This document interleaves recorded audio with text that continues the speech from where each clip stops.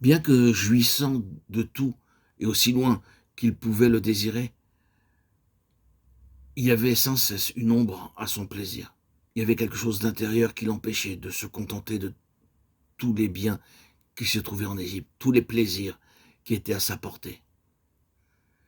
Il y avait en Moïse un sens de mécontentement, d'insatisfaction, qui était en réalité produit par le travail de Dieu en lui, afin qu'il ne soit pas satisfait par quoi que ce soit en dessous de son plein dessein.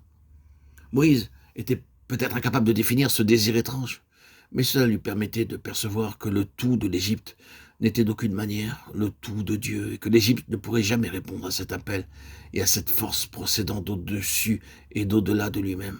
Cette force intérieure qui le poussait à délaisser ce qui était de ce monde pour être un pionnier de la voie céleste, ses yeux regardant vers le ciel et non sur la terre. Ce n'est pas une exagération, et ce ne sont pas que des mots, c'est scripturaire. Et c'est ce qui nous éprouve. Pour ceux qui sont appelés dans la pleine pensée de la voix de Dieu, sont plus hauts et sont meilleurs, cela sera ainsi pour nous-mêmes. Frères et sœurs en Christ, peu importera la popularité, la position dans le monde, la réussite, les moyens, les ressources à notre disposition, tout ce qui peut être à portée de la main. Bien-aimés, chers auditeurs, auditrices, si nous sommes véritablement appelés selon le dessein de Dieu, nous n'aurons pas de repos dans tout cela et nous serons insatisfaits et vides avec tout ce que peut nous offrir ce monde. Nous pourrions dire, sans hésiter, tout cela n'a aucune valeur. Il y a plus que tout cela. Éprouvons nos cœurs avec cela, ce n'est pas de la fiction, c'est un fait. Il se peut que, par ces paroles aujourd'hui, cela vous parle de manière particulière. Vous pourriez avoir beaucoup en ce monde si vous en aviez le désir. Vous pourriez vous frayer votre chemin dans ce monde et jouir de ses plaisirs et de bien d'autres choses si vous l'aviez réellement décidé. Oui, et peut-être auriez-vous été estimé et même avoir eu une situation dans ce monde religieux.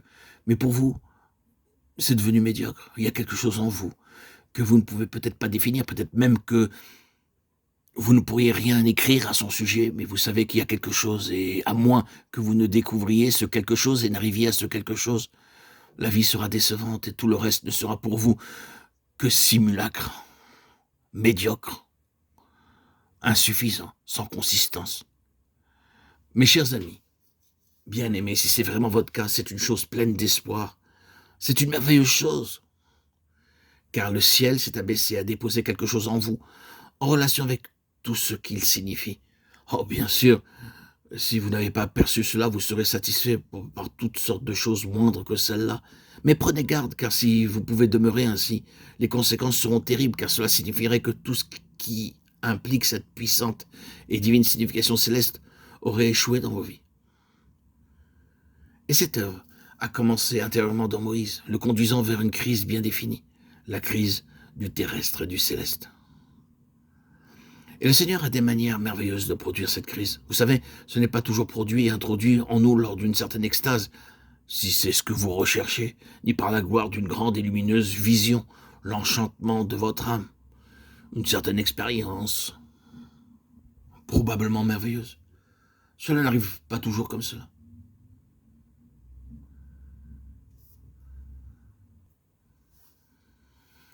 Il n'en a pas été ainsi pour Moïse, ni pour bien d'autres. Comment cela est-il arrivé? Moïse est sorti un jour et a vu un Égyptien persécutant un Hébreu, et ce sens de sa destinée a pris possession de lui et l'a subjugué. Mais étant fort physiquement, il s'est jeté sur l'Égyptien et l'a tué. Ce fut la crise qui a tout précipité. Parfois, nous avions seulement au céleste, où nous n'y sommes confrontés que par quelques affreuses incartades ou tristes échecs.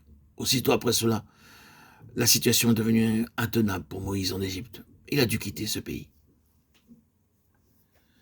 Mais qu'y avait-il dans la crise? Quelle en était la signification? Pourquoi Dieu la permettait? Moïse aurait pu dire, pourquoi le Seigneur a permis que je fasse cela? Pourquoi est-ce que le Seigneur, qui m'a préconnu et qui, dans sa préscience, m'a appelé à son grand service, m'a permis de faire une chose semblable à celle-là? Pourquoi est-ce qu'il a permis que je sois entraîné à commettre un tel acte, un meurtre avec mes mains?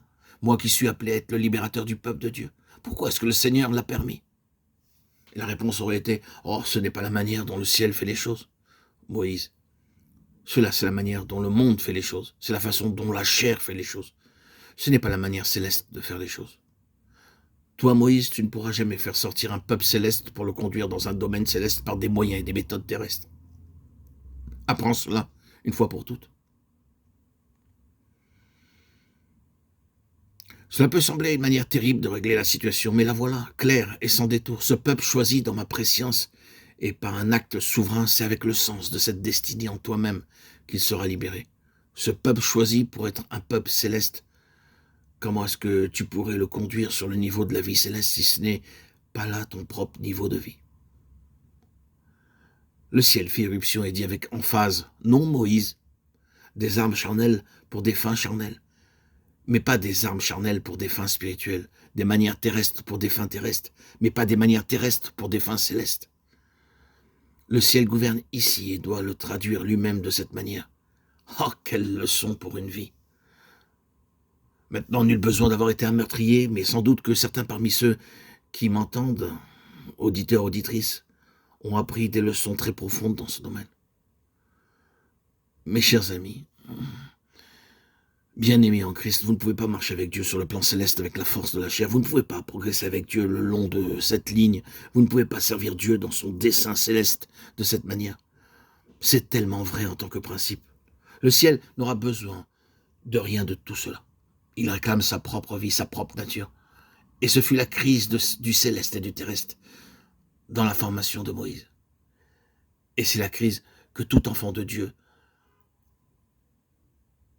doit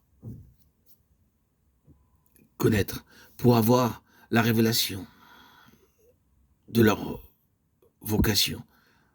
Cette vision céleste qui leur est offerte, proposée, les amène à accomplir ce que Dieu attend d'eux.